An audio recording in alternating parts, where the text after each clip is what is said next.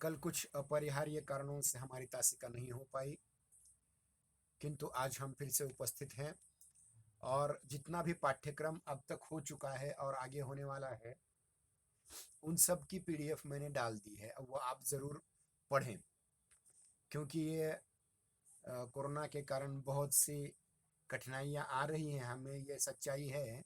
फिर भी हमें कुछ न कुछ उसमें से रास्ता निकालना पड़ेगा। अब तक हमने देखिए बैंकिंग और हिंदी भाषा के बीच में हमने बैंकिंग की सभी व्यवस्था को देख लिया था। बैंक शब्द कहाँ से आया, पहला बैंक कहाँ खुला, भारत में बैंकिंग व्यवस्था कैसे आई, और उस उसके बाद भारत में बैंकिंग का ढांचा किस प्रकार से है। ये सारी बातें हमने आपके सम्मुख प्रस्तुत की। आज हम एक उसी में का एक टॉपिक आरंभ कर रहे हैं, बैंकिंग व्यवस्था में हिंदी का प्रयोग। जैसा कि आप जानते हैं, बैंकिंग ये व्यवस्था पाश्चात्य राष्ट्रों से आई, इसलिए इसमें अंग्रेजी का प्रयोग होना अवश्यंभावी है, उसे कोई रोक नहीं सकता। परंतु इसमें हिंदी का प्रयोग भी होता है। वो किस प्रकार से है, इसको हम देखने की कोशिश करेंगे। सबसे पहले हम वो टॉपिक देखेंगे, बैंकों का राष्ट्रीयकरण। बैंकों के राष्ट्रीयकरण से पहले इनकी योजनाएं धनी और विशेष करके शहरी लोगों के हितों को ध्यान में रख करके बनाई जाती थी, तथा अधिकतर यही वर्ग इनकी सेवाओं का लाभ लेता था। पर भारतीय अर्थव्यवस्था को सामाजिक दृष्टि देने के लिए 19 जुलाई, ध्यान रखें तारीख, ध्यान में रखें, 19 जुलाई 1969, 19 जुलाई 1969, इस तारीख को 50 करोड़ रुपए से अधिक जमा राशियों वाले 14 अनुसूचित वाणिज्यिक बैंकों का राष्ट्रीयकरण कर दिया गया।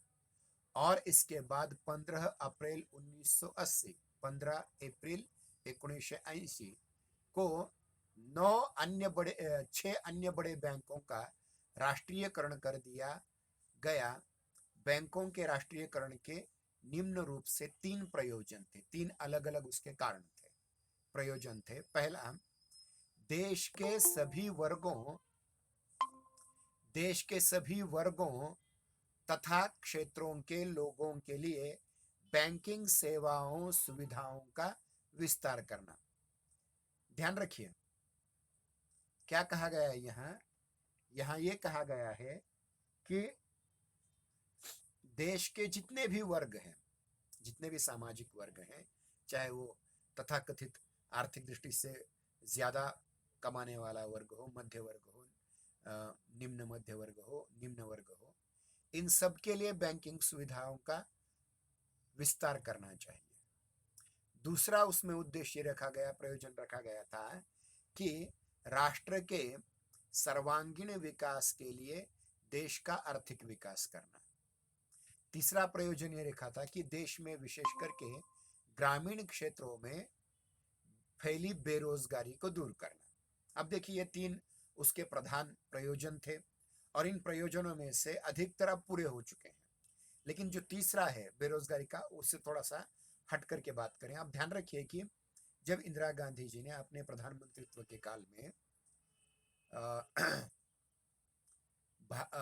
अनेक बैंकों का राष्ट्रीयकरण किया, आज उसकी दृष्टि में देखा जाए तो आज उल्टी गंगा बह रही है। आज बैंकों का एक तो क्लबिंग हो रहा है या फिर निजीकरण हो रहा है। इसके पीछे क्या कारण है उसमें हम नहीं जाते, लेकिन सच्चाई यह है कि बैंकों के राष्ट्रीयकरण करने से बैंकों का संजाल पूरे भारतवर्ष में फैला, ग्रामीण इलाकों में फैला, और उस वजह से अनेक लोगों को फायदा हुआ।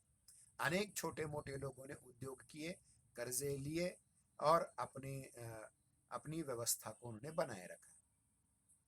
यदि इन प्रयोजनों को सूक्ष्मता से निरीक्षण करेंगे तो पाएंगे कि बैंकों के राष्ट्रीयकरण का मुख्य उद्देश्य था बैंकों की सेवाओं और सुविधाओं को देश के हर छोटे बड़े व्यक्ति तक पहुंचाया जाए।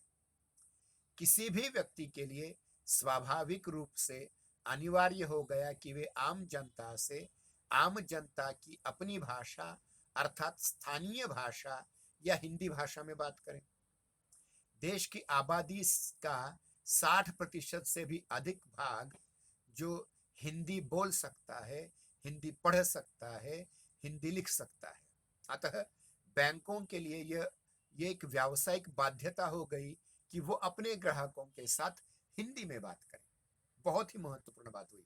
अब मैं थोड़ा सा आज का भी परिप्रेक्ष्य की बात करूंगा कि देखिए, जब बैंकों का राष्ट्रीयकरण हुआ उस समय कितने लोगों के खाते खुले होंगे? 1%, 2%, 4%, 5%। अब प्रधानमंत्री, इस समय के प्रधानमंत्री जी ने जीरो बैलेंस खाते भी खुलवाए हैं, खातों को आधार से जोड़ दिया है। देखिए, इतनी प्रगति हुई है। लेकिन हमारा जो पहला उद्देश्य था कि देश के सभी वर्गों और क्षेत्रों के लिए बैंकिंग सेवाओं की सुविधाओं का विस्तार करना, अगर हमारे देश के 60% से भी ज्यादा लोग हिंदी में व्यवहार करते हैं, अंग्रेजी में व्यवहार करने वाले अधिक से अधिक 3% लोग हैं, तो ये जो हिंदी में व्यवहार करने वाले ग्राहक लोग हैं, उनके साथ बैंकिंग व्यवहार करने के लिए बैंक वालों ने उन्हीं की भाषा में, अर्थात हिंदी भाषा में बात करने का सोचा। और तब से लेकर के अब तक बैंकिंग में हिंदी के प्रयोग की बहुत सी प्रगति हुई है, वो हम आगे देखने का प्रयास करेंगे। दूसरी चीज यहाँ है, मतलब बैंकों के राष्ट्रीयकरण के बाद हमारे राजभाषा नीति में भी बैंकिंग में कैसी भाषा होनी चाहिए, इस पर भी विचार किया। और हमारा दूसरा यहाँ उपशीर्षक आता है, बैंक एवं राजभाषा नीति। अब यदि सरकार की राजभाषा नीति के परिप्रेक्ष्य में देखें तो हालांकि राजभाषा अधिनियम 1963 में ही पारित हो चुका था, तथापि 1969 में निर्णय लिया गया कि भारत सरकार के केवल अपने कार्यालयों पर ही नहीं, बल्कि उनके स्वामित्व अथवा नियंत्रण में कार्य करने वाले उपक्रमों, निगमों व अन्य प्रतिष्ठानों पर भी सरकार की राजभाषा नीति के प्रावधान लागू हो जाए।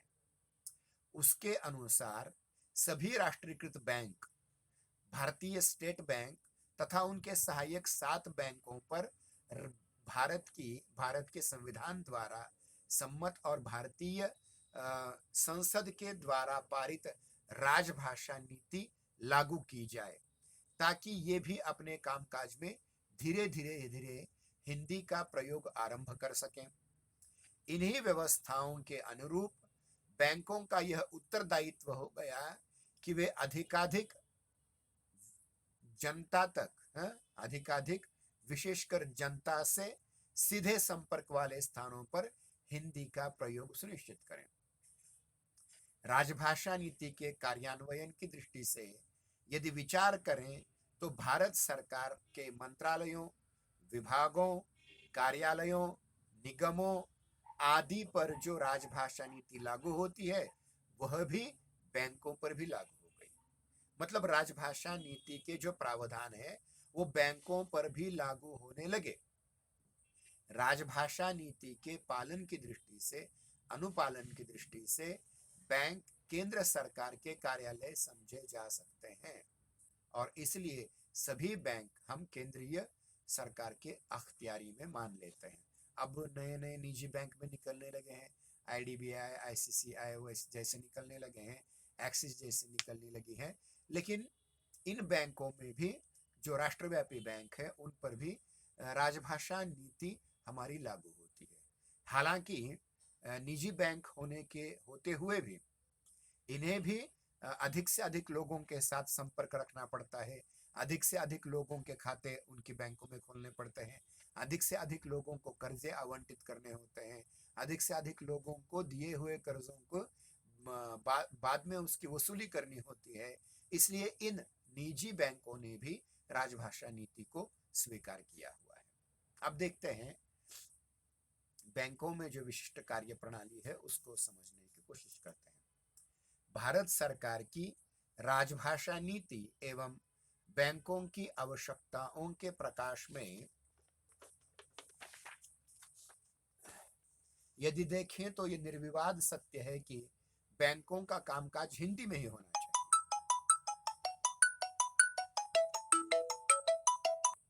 बैंकों का कामकाज हिंदी में ही होना चाहिए। बैंकों में हिंदी के प्रयोग की स्थिति की समीक्षा से पहले बेहतर होगा कि हम यह जान लें कि सरकार के अन्य प्रशासनिक कार्यालयों की तुलना में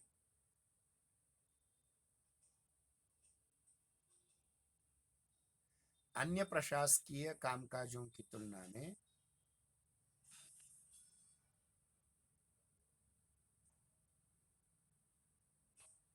मैं एक आभासी तासिका में व्यग्र हूं, मैं आपको बाद में फोन करूंगा।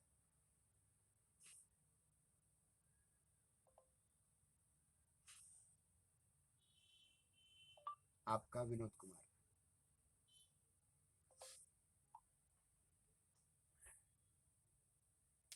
तो देखिए, यानी ये निर्विवाद सत्य है कि बैंकों का कामकाज हिंदी और भारतीय भाषाओं में होना चाहिए। मैं जब हिंदी बोलता हूं तो संपूर्ण हिंद की भाषाएं आती हैं, लेकिन जब हम विशिष्ट प्रयोग करेंगे राष्ट्रीय भाषा, राष्ट्रभाषा का, तो उस समय आज की हिंदी का इस्तेमाल आपको करना चाहिए। बैंकों में हिंदी के प्रयोग, अब मैं यहाँ राष्ट्रभाषा हिंदी की बात कर रहा हूँ। बैंकों में हिंदी के प्रयोग की स्थिति की समीक्षा से पहले बेहतर होगा कि हम यह जान लें कि सरकार के अन्य प्रशासनिक कार्यालयों की तुलना में व्यवसायोन्मुख बैंकों की कार्यप्रणाली कई मामलों में सर्वथा भिन्न होती है। मतलब देखिए, शासकीय या प्रशासकीय जितने भी कार्यालय होते हैं सरकार के, उनकी कार्यप्रणाली अलग है और बैंकिंग की कार्यप्रणाली अलग है। इसका कारण क्या है कि हमें ये देखना होगा कि बैंकों का मूल काम क्या है, और उस दृष्टि से हम अब 5 फर्क आपको बताएंगे जो सामान्य सरकारी कार्यालय और बैंकों के कार्यालयों में फर्क होता है। पहला, बैंकों का कार्य प्रशासनिक व्यवस्था करना या राजस्व संग्रह करना नहीं होता। राजस्व जिसको हम तलाठियों के द्वारा जो किया जाता है ना, वो नहीं होता। बैंकों का कार्य प्रशासनिक व्यवस्था करना या राजस्व, टैक्स संग्रह करना नहीं होता, बल्कि वे शुद्ध व्यावसायिक संस्थान है। इनका मुख्य उद्देश्य सामाजिक दायित्व का निर्वहन करते हुए लाभ कमाना है और इसके लिए ही इनकी स्थापना हुई है।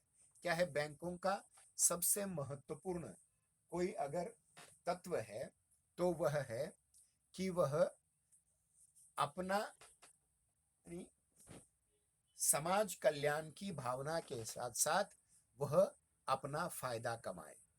समाज कल्याण करना है, और समाज कल्याण करते समय यह उनकी भावना होनी चाहिए कि वह समाज के उपयोगी काम करते हुए, समाज के कल्याण के, आर्थिक कल्याण के काम करते हुए अपना लाभांश कमाना, न कि टैक्स वसूली करना सरकार जैसा। दूसरा फर्क यह है, बैंकिंग के आधुनिक रूप का विकास पाश्चात्य देशों में हुआ है और वहीं से यह व्यवस्था इस रूप में हमारे सामने आई है।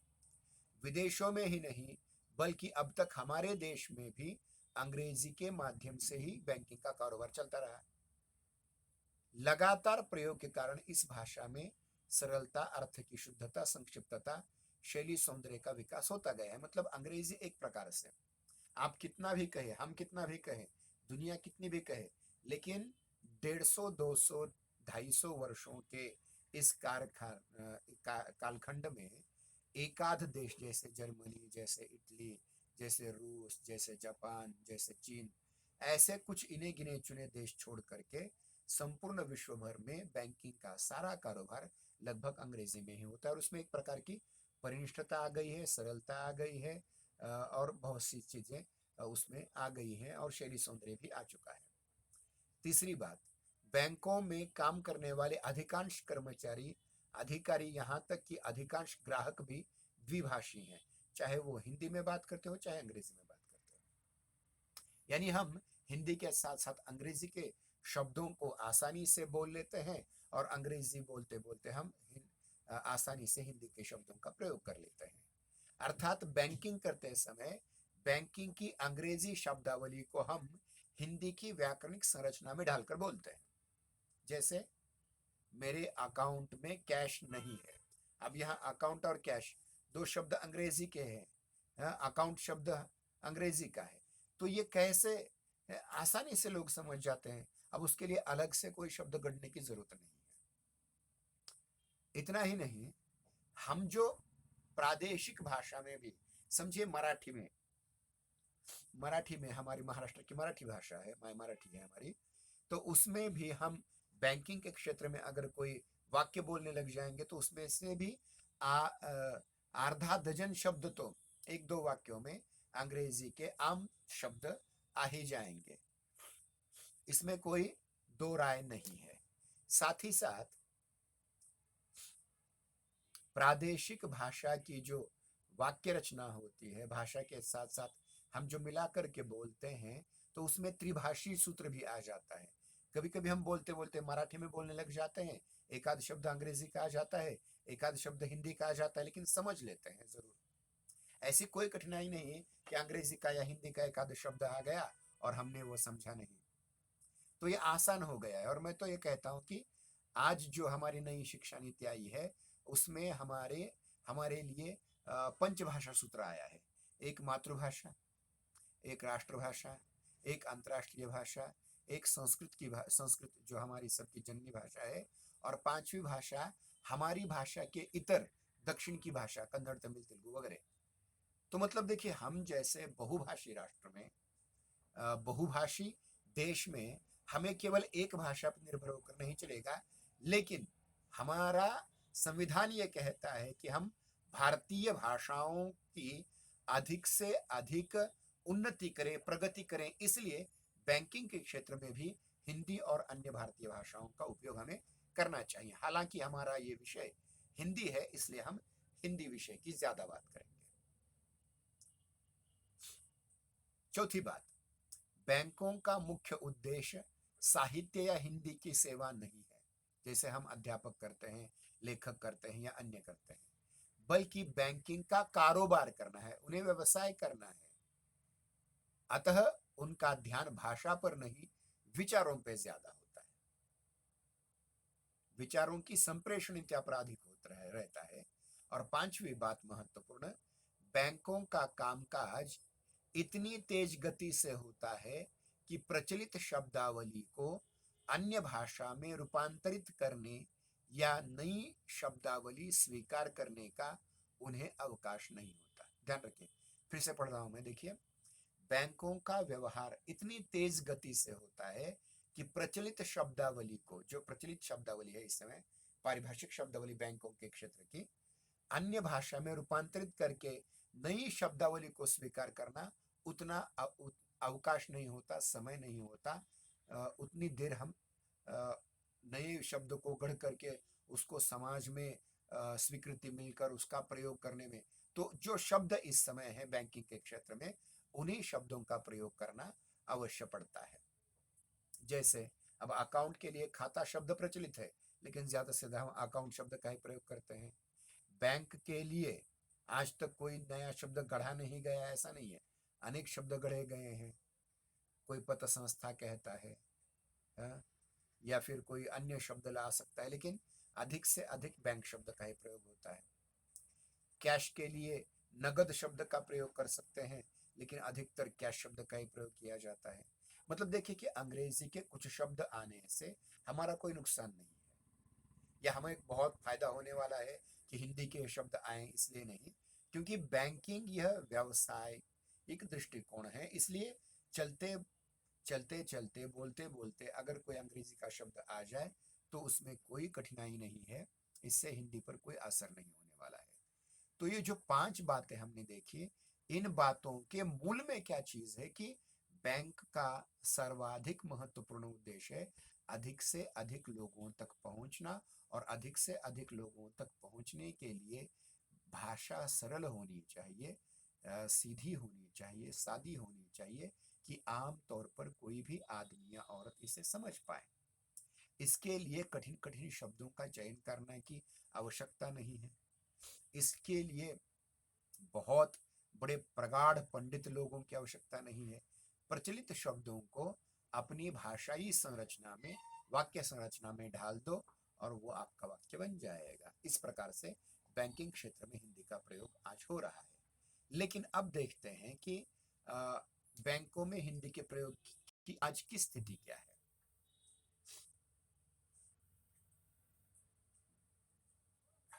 देखिए, मैंने कुछ पीडीएफ में आपको भेजा है, उसमें देखिए कि द्विभाषी पर्चियां ज्यादा है। उनको ठीक ढंग से देखेंगे तो आपको पता चल जाएगा कि प्रत्येक बैंक को, अगर वो राज्य स्तरीय बैंक हो तो उसको मराठी और अंग्रेजी, और राष्ट्रीय बैंक हो तो उसको हिंदी और अंग्रेजी दोनों द्विभाषी में उस पर उसकी पर्ची छपती है। कभी कभी तीनों भाषाओं में छपती है, कभी अंग्रेजी, हिंदी और मराठी में, यानी प्रादेशिक भाषा में भी छपती है। देखिए, बैंकों में हिंदी के प्रयोग की स्थिति पर हम विचार कर रहे हैं। एक तरफ जहां यह सच है कि बैंकों की विशिष्ट कार्य प्रणाली के कारण बैंक कर्मियों को भाषा के सप्रयास प्रयोग का अवकाश ही नहीं मिलता है, वहीं दूसरी तरफ यह भी सच है कि बैंकों का राष्ट्रीयकरण होने एवं राजभाषा नीति के लागू होने के बाद बैंकों में हिंदी और प्रादेशिक भाषाओं का प्रयोग बहुत बढ़ गया है। इनमें से कुछ कार्य योजनाबद्ध प्रयासों, प्रशिक्षण एवं प्रोत्साहनों के बाद हुए हैं, तो कुछ कार्यों में हिंदी ने स्वाभाविक रूप से अपना स्थान बना लिया है। मैं फिर से पढ़ता हूं, इस बात को समझ लेना बहुत जरूरी है। बैंकों में हिंदी के प्रयोग की आज की स्थिति को समझने के लिए देखिए, एक तरफ जहां सच है कि बैंकों की विशिष्ट कार्य प्रणाली के कारण बैंक कर्मियों को भाषा के सप्रयास प्रयोग की आवश्यकता नहीं मिलती, अवकाश नहीं मिलता, वहीं दूसरी तरफ यह भी सच है कि बैंकों के राष्ट्रीयकरण होने से एवं राजभाषा नीति के लागू होने के बाद बैंकों में हिंदी और प्रादेशिक भाषाओं का प्रयोग बहुत बढ़ गया है। जहां हम हिंदी की बात करते हैं वहां प्रादेशिक भाषाएं भी आती हैं, मराठी, गुजराती, बंगाली, तमिल, तेलुगु, कन्नड़, मलयालम, जो सारी अन्य 22 के 22 संविधान की 8वीं अनुसूची में 22 भाषाएं हैं, वह सारी की सारी भाषाएं, क्योंकि हम मैं बहुत बार कहता हूं कि हम एक बहुभाषी राष्ट्र हैं, तो इसके लिए अन्य भाषाओं का भी, केवल मराठी हिंदी ही नहीं, अन्य भाषाओं का भी हमें यहाँ ख्याल रखना पड़ेगा। इनमें से कुछ कार्य योजनाबद्ध प्रयासों, प्रशिक्षण एवं प्रोत्साहनों के बाद हुए हैं, तो कुछ कार्यों में हिंदी ने स्वाभाविक रूप से अपना स्थान बना लिया है भारतीय भाषाओं में। मैं अनेक बार राजभाषा हिंदी दिन जो रहता है 14 सितंबर को हमारा, उसमें व्याख्यान देने के लिए बैंकों में जाता हूँ, तो उस समय छोटी छोटी प्रतियोगिताएं आयोजित करते हैं। प्रतिवेदन की प्रयोग होती है, कभी प्रारूपण की होती है, कभी टिप्पण की होती है। तो ये सारा सब कुछ लिखते लिखाते कुछ स्वाभाविक दृष्टि से, या यूं कहेंगे कि नैसर्गिक दृष्टि से अपने आप हिंदी बढ़ती जा रही है। अब देखिए, 200-250 वर्ष का अंग्रेजी का साम्राज्य आप 1 2 3 वर्ष में, 4 वर्ष में, 5 वर्ष में, 50 वर्ष में तो उसे समाप्त नहीं कर सकते, लेकिन ये धीरे धीरे हम अपनी, मतलब देखिए, वो एक कहानी शायद आपने सुनी होगी। एक बार एक बादशाह था और एक उसका वजीर था, उन दोनों में बहस हुई कि एक रेखा बादशाह ने खींची और इसे बिना मिटाए तुम दूसरी, इससे बड़ी रेखा करके, इसे बिना मिटाए बड़ी रेखा करके दिखा। तो उसने दूसरी रेखा उससे लंबी खींची। वैसे हिंदी का अंग्रेजी से ज्यादा प्रयोग करने वाले जब लोग हो जाएंगे तो अंग्रेजी अपने आप अपदस्थ हो जाएगी, लेकिन उसे समय जरूर लगेगा। अब देखिए, ये तो हुआ हिंदी का प्रयोग। अब देखते हैं ग्रामीण क्षेत्रों में क्या स्थिति है। राष्ट्रीयकरण के फलस्वरूप छोटे छोटे गांवों में बैंकों की शाखाओं का बहुत बड़ा विस्तार हुआ। इन गांवों में पढ़े लिखे, साक्षर या निरक्षर सभी लोग अपनी मातृभाषा का ही प्रयोग करते हैं, अतः स्वाभाविक रूप से वे बैंक कर्मियों से भी इसी भाषा में बात करेंगे। क्रमशः पत्र व्यवहार आदि में भी यही भाषा आ जाती है। आज स्थिति यह है कि ग्रामीण अंचलों में, ग्रामीण विभागों में, ग्रामीण इलाकों में स्थित शाखाओं में ग्राहक संपर्क का लगभग 90% से भी ज्यादा कार्य हिंदी अथवा भारत की प्रादेशिक भाषाओं में ही हो गया है और बैंक की पुस्तकों में भी लगभग यही भाषाएं स्थापित हो चुकी हैं। अब शहरी क्षेत्रों में देखें, ग्रामीण क्षेत्रों की बात तो ये हुई, अब शहरी क्षेत्रों में भी अभी हिंदी उतना स्थान बना नहीं पाई है, क्योंकि शहरी विभागों में अभी भी काले अंग्रेज या अंग्रेजी के पुजारी अभी भी। हमें अंग्रेजी भाषा से कोई बैर नहीं है, लेकिन खुद को ज्यादा मॉडर्न, आधुनिक बनाने के चक्कर में कुछ लोग हिंदी आते हुए भी, भारतीय भाषाएं आते हुए भी लोगों को प्रभावित करने के लिए, या यूं कहें हम लोगों से कैसे अलग हैं, ये दिखाने के लिए अंग्रेजी का प्रयोग करते हैं। सरकार की विभिन्न प्रोत्साहनपरक योजनाओं एवं आर्थिक प्रलोभनों के वश में होकर या फिर राष्ट्रीय भावना से प्रेरित होकर कुछ कर्मचारी अपने कार्य में हिंदी का प्रयोग अवश्य कर रहे हैं। अन्यथा बैंक कर्मचारियों का शहरों में बसने वाला बड़ा वर्ग अंग्रेजी का पर्याप्त ज्ञान न रखते हुए भी, अंग्रेजी नहीं आती है फिर भी हिंदी प्रयोग के मामले में हीनता ग्रंथि से, जिसको हम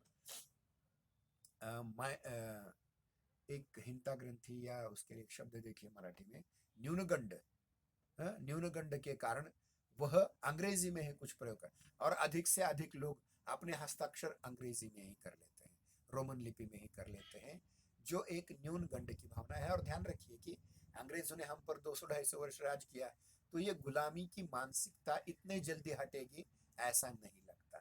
तो ये धीरे धीरे हटता जाएगा और कुछ दिनों के बाद ये हो जाएगा, ऐसा हम कामना करते हैं। अब हमारे केवल 5 मिनट रहे हैं, इन 5 मिनटों में हम जल्दी से 12 प्रयासों को आपके सामने रखते हैं जो बैंकों में हिंदी को बढ़ाने के लिए प्रयास किए जा रहे हैं।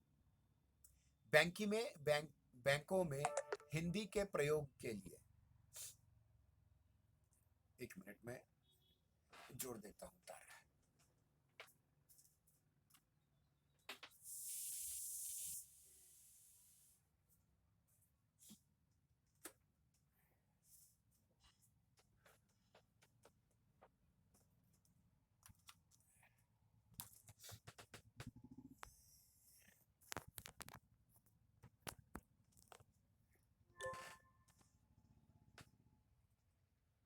चार्जिंग की बीच में समस्या आ जाती है। बैंकों में हिंदी के प्रयोग को प्रोत्साहन देने के लिए सरकार द्वारा किए गए प्रयास या किए जा रहे प्रयास। बैंकों में हिंदी के प्रयोग को प्रोत्साहित करने के लिए बहुत से प्रयास किए जा रहे हैं। उनमें से कुछ इस प्रकार से हैं। 1, बैंक का कार्य साधक, हिंदी का कार्य साधक ने काम चलाऊ जिसे कहा जाता है, ज्ञान न रखने वाले कर्मचारियों को बैंक के समय एवं खर्च पर हिंदी का कार्य साधक ज्ञान दिलाया जाएगा। उनके लिए अलग अलग प्रशिक्षण वर्ग रखे जाएंगे और परीक्षाएं रखी जाएंगी, और ये परीक्षाएं उत्तीर्ण होने पर प्रोत्साहन राशि दी जाएगी। ये दूसरी बात। तीसरी बात, टाइपराइटर अब तो नहीं रहा, टेलेक्स कंप्यूटर आदि पर हिंदी काम करने के लिए बैंक के समय एवं खर्च पर प्रशिक्षण दिया जाता है। परीक्षा उत्तीर्ण करने पर प्रोत्साहन राशि और बाद में हिंदी में काम करने पर भत्ता दिया जाता है। चौथा प्रयास है इंडियन इंस्टीट्यूट ऑफ बैंकर्स के द्वारा CAIIB परीक्षा हिंदी माध्यम से देने का विकल्प रखा है। मतलब बैंकिंग की परीक्षा हिंदी माध्यम से भी दी जा सकती है। पांचवा प्रयास है इसी संस्था की ओर से, मतलब इंडियन इंस्टीट्यूट ऑफ बैंकर्स के द्वारा प्रमाण पत्र परीक्षा बैंकिंग उन्मुख हिंदी परीक्षा उत्तीर्ण करने पर प्रोत्साहन पर राशि प्रदान की जाती है। छठा प्रयास है बैंक में भर्ती एवं पदोन्नति आदि के लिए आयोजित सभी लिखित परीक्षाओं एवं साक्षात्कारों में हिंदी के प्रयोग का विकल्प खुला है। 7वां प्रयास राष्ट्रीय स्तर पर विभिन्न भाषिक क्षेत्रों में राजभाषा नीति के क्षेत्र में श्रेष्ठ कार्य करने वाले बैंकों के द्वारा बैंकों को सरकार के द्वारा इंदिरा गांधी राजभाषा शील्ड शील्ड जिसे मराठी में ढाल कहते हैं, जो पुरस्कार रूप दी जाती है, और भारतीय रिजर्व बैंक शील्ड दी जाती है। 8वां प्रयास, बैंकिंग में हिंदी में मौलिक पुस्तकें लिखने वाले को इंदिरा गांधी राजभाषा पुरस्कार दिया जाता है। 8वां प्रयास, प्रशिक्षण संस्थानों में पाठ्यक्रमों के दौरान न केवल राजभाषा के सत्र रखे जाते हैं, बल्कि कर्मचारियों के विभिन्न वर्गों के नियमित रूप से हिंदी कार्यशालाओं का आयोजन भी किया जाता है। 10वां प्रयास, अधिकांश प्रशिक्षण संस्थाओं में द्विभाषिक पाठ्यक्रम सामग्री तैयार की गई है, जिसके अनुसार प्रतिभागियों में उसे वितरित किया जाता है। आवश्यकता के अनुसार सभी प्रतिभागियों में, यानी जो उस पाठ्यक्रम में सम्मिलित होने वाले हैं, उनको दिया जाता है। 11वां प्रयास है, बैंकों से प्रकाशित होने वाली गृह पत्रिकाओं में हिंदी रचनाओं के लिए विशेष स्थान दिया गया है। इसके अलावा हिंदी से संबंधित पोस्टर, पुस्तिकाएं व अन्य साहित्य प्रकाशित करवाया जाता है। और 12वां सबसे महत्वपूर्ण है, जिसमें हम भी बहुत बार हिस्सा लेते हैं, हिंदी दिवस, हिंदी सप्ताह, हिंदी पक्ष या हिंदी पखवाड़ा जिसे कहा जाता है, या हिंदी महीना के अंतर्गत अलग अलग प्रतियोगिताएं रखी जाती है बैंकिंग क्षेत्र में काम करने वाले कर्मचारियों के लिए, जिसमें हिंदी में श्रेष्ठ काम करने वाले कर्मचारियों को, अधिकारियों को, कार्यपालकों को, विद्वानों को पुरस्कृत किया जाता है, सम्मानित किया जाता है। गत वर्ष मैंने LIC जीवन बीमा निगम लिमिटेड नाम की जो हमारी संस्था है, जो रविवार के बाजार के पास है बहुत उसका, तो उसमें मैंने व्याख्यान देने गया था और मैंने वहाँ प्रतियोगिता ली थी और उन्हें पुरस्कार भी दिया था। तो इस प्रकार से बैंकिंग के क्षेत्र में काम करने वाले जितने भी संस्थान हैं, उन सब में हम जाकर के व्याख्यान देते हैं, राजभाषा हिंदी का प्रचार प्रसार करते हैं। इतना ही नहीं, एक संस्था भी है बैंकों की, नाराकास नाम की है, नाराकास, जिसके अंतर्गत बैंक, उसके उपरांत BSNL, उसके उपरांत LIC वगैरह जितनी भी सरकारी संस्थाएं हैं, उनमें हिंदी को बढ़ावा देने के लिए बहुत बड़ा कार्य किया जाता है। साथ ही साथ जो केंद्रीय कार्यालय हैं, भले ही वो राज्य में हो, यहाँ के महाराष्ट्र में हो या अन्य राज्यों में हो, केंद्रीय सरकार के कार्यालयों में भी इस प्रकार की प्रतियोगिताएं रखी जाती हैं, इस प्रकार के कार्यक्रम लिए जाते हैं, जिनके कारण हम हिंदी को अधिक बढ़ावा दे सकते हैं। ठीक है, हमारा समय समाप्त हो चुका है। आज के लिए इतना ही काफी है। धन्यवाद।